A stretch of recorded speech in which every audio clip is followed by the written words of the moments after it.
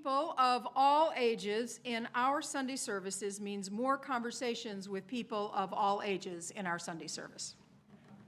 That's exactly what we hoped would happen, and it's bearing wonderful fruit. One lovely conversation that I had this past, maybe late winter, was when Clara and Marilla, two of our young folks, came to my office, asked for a meeting, and came to my office to suggest some sermon topics. They were quite interesting. We'll get one in the fall for K-pop demon hunters. Some of you don't even know what that means. There were a couple of others that we thought, that may need a little bit of help. What was it, 50 things I learned from my cat? Yeah. From someone else's cat. 50 things I learned from someone else's cat, right? There were several very interesting suggestions, but today's service right now is the result of that conversation. LGBTQIA+, what's with all the letters? What do all the letters mean? As expressions of gender and sexuality expand, so does our understanding and sense of inclusiveness. So one of the goals of congregational life is for each one of us to bring our full and honest selves to our community, our ever unfolding and expanding self-awareness, ever growing into who we are called to be for the good of ourselves and the good of our community. And so I really appreciate that Clara and Marilla said, let's ask a question. What's a question that we can engage in? Now, you've heard me say that we are countercultural here. In a society that values conformity and highly gendered roles that serve the patriarchy, we are here to say, be your full and authentic self.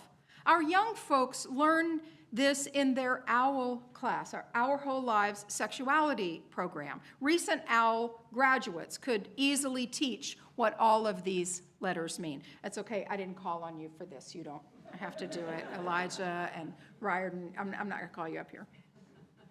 Okay, so first let's be clear on three important terms.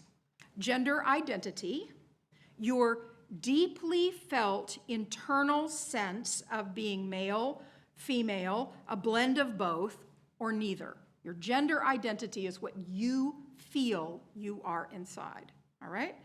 It may or may not align with the sex that you were assigned at birth, all right? Gender expression. This is the external presentation of your gender, typically through behavior or clothing or hairstyle, voice or body characteristics. This is what the outside world sees. You can be categorized as masculine or feminine or androgynous, but it doesn't necessarily indicate what you feel inside. And sexual orientation, a person's enduring pattern of emotional, romantic, or physical attraction to others. This concerns who you are attracted to. Gender is about yourself and how it feels inside you and how you express yourself. Sexual orientation is who you are attracted to. You see the difference in those? So I would say that I am a cisgender female. Cisgender means the same gender that I was assigned at birth. I'm a cisgender, heterosexual female, right? Cishet, as many of us are known. Cishet female, right? So there's a lot of extra stuff in here I'm gonna really go through. So what do these letters of LGBTQIA+ mean? Well, there's not a test for this. And you may roll your eyes a little bit and say, why do we need all those letters? Well, okay, you can roll your eyes and say that. You don't have to agree with it. You don't have to feel like you have to get every one. And if somebody wants to identify that way, I'm here for it. I want people to identify in the way that they want to, and I want to be a supportive ally. So I'm happy to learn some more. And it doesn't make me good or bad if I don't remember the right pronoun or I don't remember the right flag color. Nobody's going to give me marks off on that. But I like being able to be in the conversation and support people who need that support when the rest of the world is bashing on them.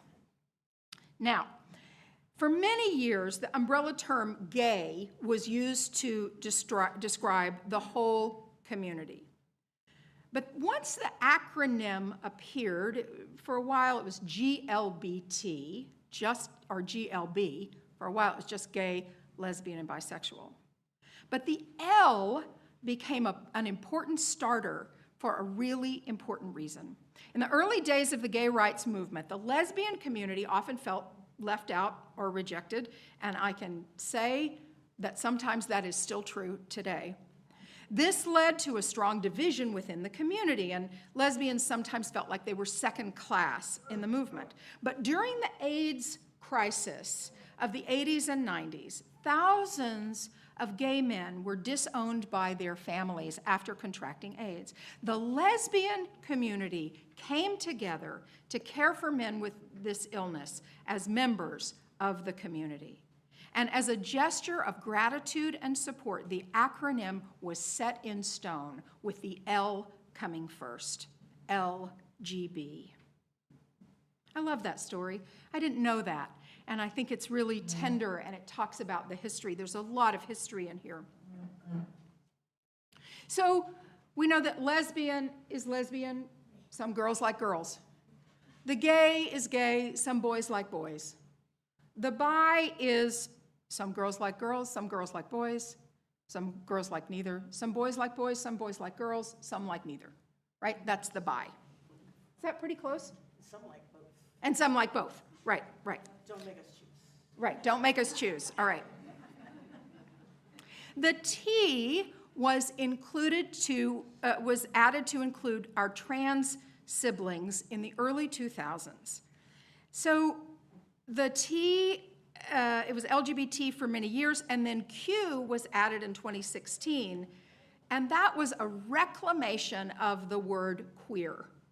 Queer was used as an insult for a long time, right? You know it. And to reclaim that word became a political statement. Yes, what was the chant? We're here, we're queer, get used to it. Right, so reclaiming that word. So the differences, right, like understanding the pride flags can feel very confusing at first. It doesn't matter if you don't get them all right. All right, we got those. Come on, Kelly, just keep going. The queer can also stand for questioning, right? There are lots of categories here, and you may not feel like you fit exactly in a category, or you may feel like you're moving from one to the other. So the Q can also stand for questioning. The I, LGBTQI, stands for intersex. Individuals who are born with both male and female chromosomes or sex characteristics.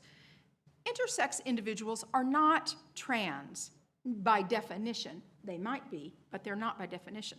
Their identities are often erased and shamed. Now, not all intersex people identify with LGBTQIA+, meaning they may not feel like they're a part of this community, but they do exist in the world. The A stands for asexual, sometimes shortened to ACE. And these people don't feel sexual attraction at all. They may still feel romantic. They might date or have long-term partners or even get married. They may choose to engage in sexual activities or only have sex under certain circumstances. Asexuality is a spectrum, like all gender and sexuality identities within this umbrella. Meaning, once again, there's no one right way to be ace or lesbian or gay or trans or bi. It's all within this gorgeous, gorgeous umbrella. Plus. Then there's the plus. plus sign at the end of LGBTQIA+, meaning anyone who is not listed in the acronym but still identifies as part of the community. These can include people who identify as two-spirit.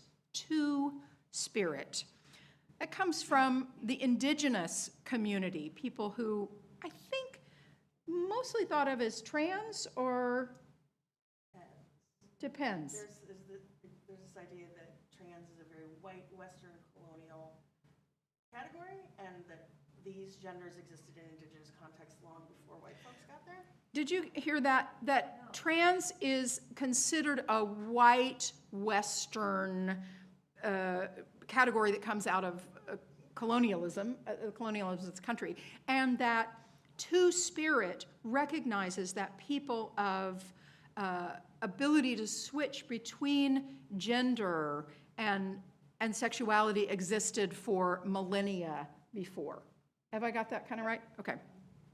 Non-binary, you do not identify the binary, right, male, female. You don't identify on either one of these ends. You're just a human being somewhere in here. Pansexual, attracted to persons of any sexuality. Demisexual, I don't know that I get demisexual. Get up here, Yeah, come on. Okay. See, you know what's going to happen. I know. So demisexual refers to people who only experience sexual attraction under very specific circumstances, and it's usually when they have a strong emotional tie with somebody, like they really have to get to know somebody, and that might even vary. And then there are demi-romantic people who don't even necessarily feel romantic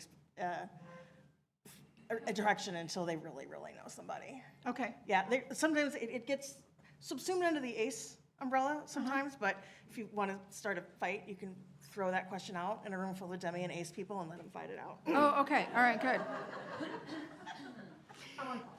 There are many more gender identities, gender and sexual identities in the LGBTQIA plus community, and our understanding of ourselves and others is ever changing and evolving. Why do we need so many? Because somebody wants to have that. Why do I need several purses? Because I want to have that. Why do I need to have several pairs of shoes or books on my shelf? Because I learn more about myself as I identify with that. Why do I want to identify both as a religious naturalist and a Unitarian Universalist and a neo-pagan and a left-hander and somebody in sobriety? Because each one of those tells me about myself. And what do you care? You don't care if I identify in all those ways. It doesn't have anything to do, right, with you. And if you identify that way, it doesn't have anything to do with me. What do I care? What I care about is your beauty and your becoming. I care deeply, and you care deeply about each one's beauty and becoming, right? If we're not, remember last week, no original sin. We're not working with original sin. I don't need you to conform into somebody else's idea of what it means to be a human being. I need to be able to be in relationship with you as a person of values and compassion and open-heartedness. That's what matters. And my work, our work together, is to help encourage each other's unfolding. Now, here are a few moments, historical moments, in the Unitarian Universalists and in our congregation in support of LGBTQIA folks. Now, I find this first note fascinating.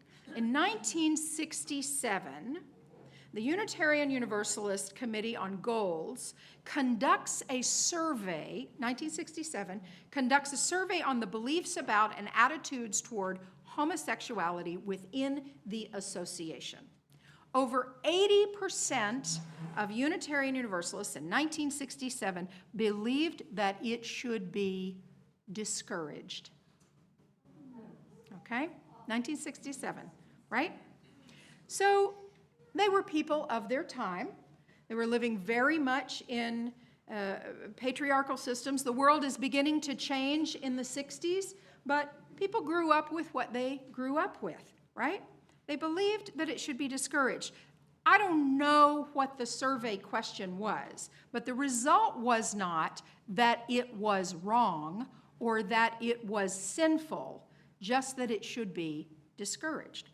Now, rather than taking that on and discouraging homosexuality, the Unitarian Universalist Association, in their wisdom, I think, starts to pass resolutions to end discrimination against homosexuals and bisexuals.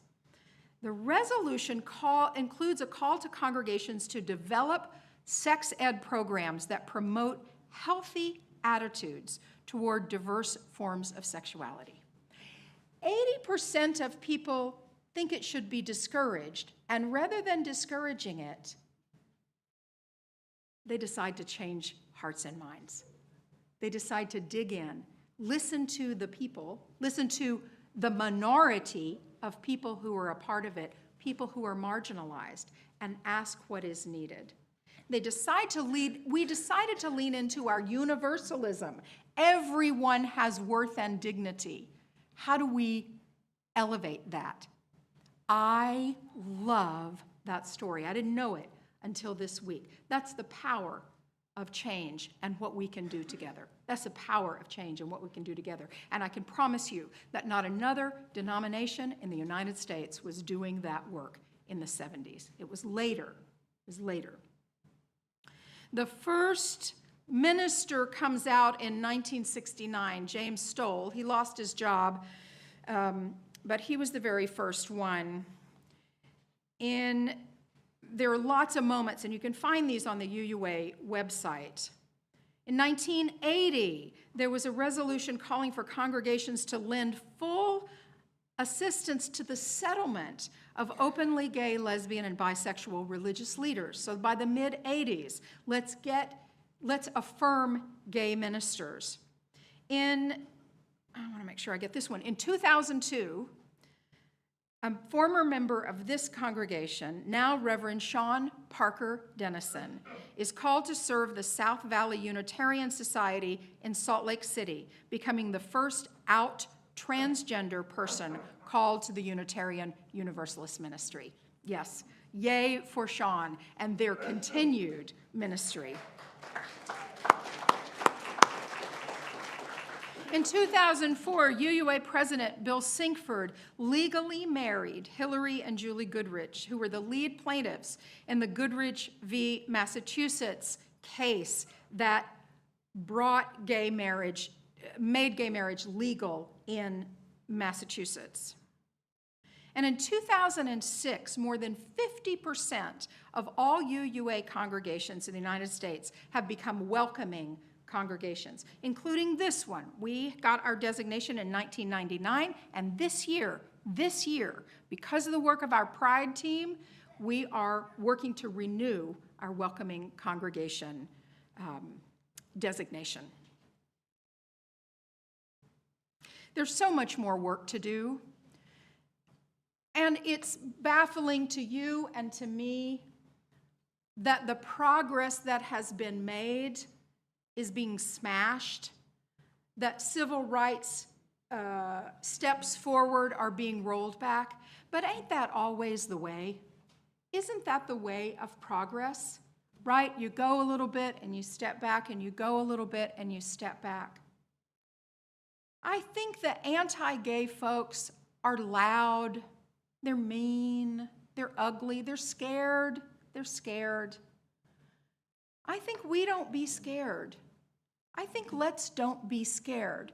I think let's be out loud who we are and support each other as we learn who we are. Let's keep raising our kids to ask good questions, to be who they are, so they can teach us new ways to be who we are. This will change. These flags will change. There will be more flags. I'll get confused. I'll forget. I may misgender you. I'll do my best. I may not call you by the right gender, but I will love you exactly as you are. And I can say that here looking at your faces because I know you love each other exactly as you are. That is the point in all of our exquisite, beautiful diversity. Now, I want to just close with this idea of how does this tie to flower communion. Here's a quick story about flower communion. All across the UUA, all across the country, Unitarian Universalist congregations are performing flower communion this month, right? This came from Norbert Čapek, a minister in Prague, Czechoslovakia, in 1923. Norbert Čapek had a huge church there, and he was lifting up tolerance for each other. And he wanted to create a communion that was not about, I believe in Father, Son, Holy Ghost. He wanted it to be very inclusive. So he invited people to bring a flower and then take a different flower. And this way we share beauty in each other's lives. The side note about this is that in the 40s, Reverend Čapek was in a concentration camp in Germany. The Nazis had gotten him, and he created a flower communion in the concentration camp using weeds, reminding each other that in the midst of oppression, beauty is available to us. How does that relate? Because we need every single flower in the garden. We need every flower in the garden, which for me says every colorful flag, every colorful person, every one of us is a flower in the garden, ourselves unfolding, becoming who we will be, our best selves. And so as we close today, after we close and we say go in peace, we'll invite you up to take a flower with you as you go. And I want to just name that there are buckets of branches and leaves here. These are from one of our beautiful quaking aspens that was in the parking lot that went down this week in the storm. So if you wish to take a branch of leaves, maybe do a rubbing of it or a stamp of it or draw it or some way, please take one of those as well. For now, we are going to sing Let's Keep on Moving Forward.